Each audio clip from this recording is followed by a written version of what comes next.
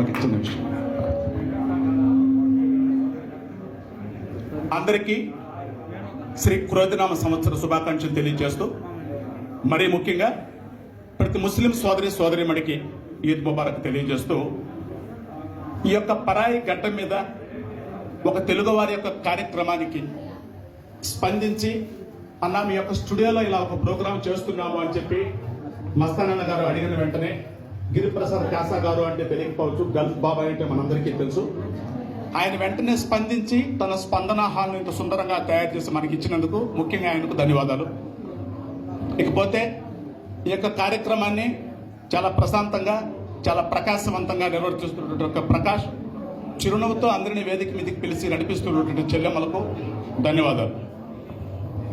ఇకపోతే జై భీమ్. అభిమానం ఎలా ఉంటుంది మిత్రులారా? ఎలా ఉంటుంది అనుకోకుండా, యాక్చువల్గా పేరు జనరల్గా అభిమానం ఎలా ఉంటుంది అంటే సంతోషంగా, ఆనందంగా, చాలా ఇష్టంగా, చాలా సౌమ్యంగా ఉంటుంది. ఎవరికైనా అభిమానం అంతేగా ఉండేది, అభిమానం అంతేగా. కానీ అనుమానం ఎలా ఉంటుంది మిత్రులారా? అనుమానం ఎలా ఉంటుంది?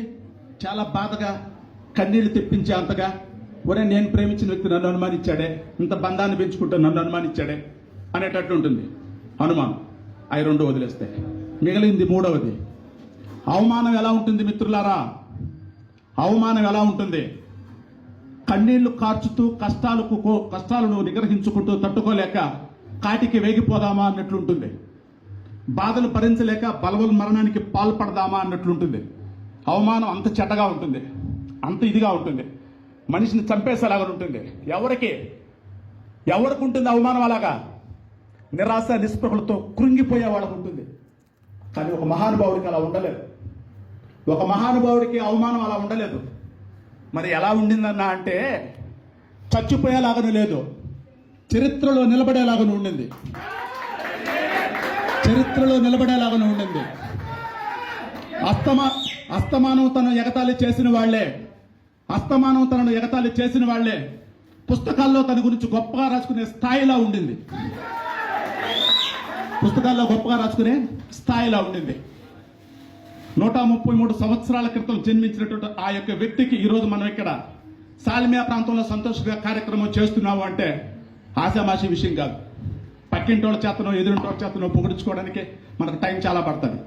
మరి అటువంటిది ఈరోజు ఇలా ఆ మహామనిషి మనందరి చేత పరాయి గడ్డ మీద ఇంత ప్రశాంతంగా కూర్చోబెట్టి మనందరి యొక్క కార్యక్రమాలను పక్కన పెట్టి మనల్ని ఇక్కడికి పిలిపించి ఈ యొక్క కార్యక్రమాన్ని చేస్తున్నాడు అంటే మరి ఆయన వెనకలు ఉన్నటువంటి ఇన్స్పిరేషన్ ఏంటి, మోటివేట్ ఏంటి?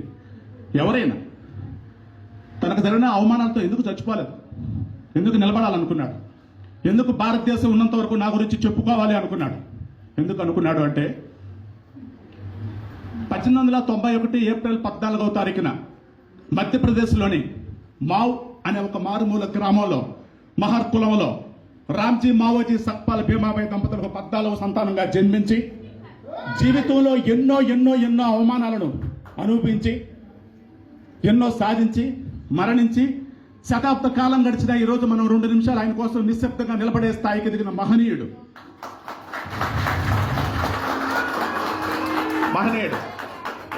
బాబాసాహెబ్ అంబేద్కర్ గారు అంటే భారత రాజ్యాంగ రూపశిల్పి. లేదు భారతదేశంలో పని సమయాలను రోజుకు 12 గంటల నుంచి 8 గంటలకు కుదించినాడు, లేదు అంటరాంతనిపై అలుపెరగిన సమరం చేసినాడు అని అందరూ మనం అనుకుంటూ ఉంటాం. అంతేకాదు మిత్రులారా, మీరు ఈరోజు గూగుల్లో కొట్టినా, యూట్యూబ్లో ఎక్కడ కొట్టినా ఆయన యొక్క మహానుభావుడు యొక్క స్టోరీ మనకు వినిపిస్తుంది. బాగా ఆలోచించండి. మన పిల్లలను ఒక స్కూల్లోకి వద్దు అంటే వద్దంటే 10 తొక్కల 2 లక్షలు డొనేషన్ పెడతా, వేరే స్కూల్లో చేరుస్తామని తీసుకెళ్ళిపోతాం ఆటోమేటిక్గా. కానీ చదువుకోవడం కోసం పాఠశాలకు వెళితే అంటరాని వ్యక్తి అని తలుపు దగ్గరే కూర్చోబెడితే తల్లడిల్లిపోలేదు, తడబడిపోలేదు. తలుపు దగ్గరే కూర్చొని పట్టుదలతో చదివి ఎన్నో పట్టాలను సాధించి ఈరోజు భారతదేశంలో ఎన్నో పాఠశాలలో గోడలపైన తన చిత్రపటాన్ని పెట్టుకునే స్థాయికి ఎదిగిన వ్యక్తి కాబట్టి మనం స్మరించుకోవాలి. అందుకోసం మనం స్మరించుకోవాలి. మరొక విషయం, దాహం వేసి కాస్త నీళ్లు అడిగితే కొంచెం దూరం నుంచి పోసిన ఎందరో వ్యక్తులు, దాహం వేసి కొన్ని నీళ్ళు అంటే మన శత్రువు కూడా మనం నీళ్ళు ఇస్తాం, అరే దాహం వేసి అడుగుతున్నాడు అని చెప్పి. కానీ అంటరాని వ్యక్తి అని చెప్పి దాహం వేసి కాస్త నీళ్ళు అడిగితే కొంచెం దూరం నుంచి పోసిన ఎందరో వ్యక్తులు ఈరోజు ఆయన ఒక విగ్రహం మీద పాలు పోసి పాదాభివందనం చేస్తున్నారు. అందుకు ఆయన మనం స్మరించుకోవాలి, అందుకోసం ఆయన మనం స్మరించుకోవాలి. అదేవిధంగా కొలంబియా యూనివర్సిటీలో తన యొక్క కోర్సు తను పూర్తి చేసి బయటకు వచ్చినాక ఒక కంపెనీలో ఉద్యోగం చేస్తూ ఉంటే తన కింద పనిచేస్తూ ఉన్న వాళ్ళు కూడా తనను గౌరవించకుండా తనకి ఇవ్వవలసిన ఒక ఫైల్ ఏవైతే ఉన్నాయో కాస్త దూరం నుంచి అలా విసిరేసిపోయారు. బాధపడలేదు. ఎందుకు బాధపడలేదు అంటే, ఈరోజు మీరు ఫైళ్ళు మాత్రమే విసిరేశారా, రేపు నేను రాయిపోయే భారత రాజ్యాంగాన్ని మీ ముందు పెట్టుకొని దానికి దండం పెట్టుకొని మరి చదువుకుంటారా అని ముందుగానే ఆ మహానుభావుడు ఊహించుకున్నాడు కాబట్టి బాధపడలేదు. జోహార్ డాక్టర్ బిఆర్ అంబేద్కర్. అందుకే జోహార్ డాక్టర్ బిఆర్ అంబేద్కర్. అందుకే మిత్రులారా, అందుకే ఎప్పుడు కూడా జీవితంలో దేన్నైనా ఆశామర్షిగా తీసుకోగానే అవమానాన్ని మాత్రం ఛాలెంజ్గా తీసుకో, అవమానాన్ని మాత్రం ఛాలెంజ్గా తీసుకో. మరొకసారి తన యొక్క 133వ జయంతి సందర్భంగా ఈ కార్యక్రమానికి మస్తానన్న గారు పిలిచిన వెంటనే అశేషంగా విచ్చేసినటువంటి గౌరవనీయులు పెద్దలు శ్రీ నాయన మహేశ్వర రెడ్డి గారు, కోడూరు వెంకట్ గారు, మరియు బంధుమిత్రులు, స్నేహితులు, తోటి కార్మికులు, వేణన్న గారు, మరెందరో అందరికీ హృదయపూర్వక నమస్కారాలు. ఇలాంటి కార్యక్రమాలు ఈ గల్ఫ్ గడ్డ మీద ఎవరు చేసినా, ఎప్పుడు చేసినా, ఎక్కడ చేసినా ప్రతి ఒక్కరూ స్పందించాలి, ప్రతి ఒక్కరూ స్పందించాలి. ముఖ్యంగా అన్నతమ్ముళ్ళు, అక్క చెల్లెలు, బంధుమిత్రులు ఎవరు ఏమైనా అనుకోండి సోదరులారా, ఒకటి మాత్రం చెప్తున్నాను, తప్పుగా భావించొద్దు. ఇగోలు వదిలేయండి.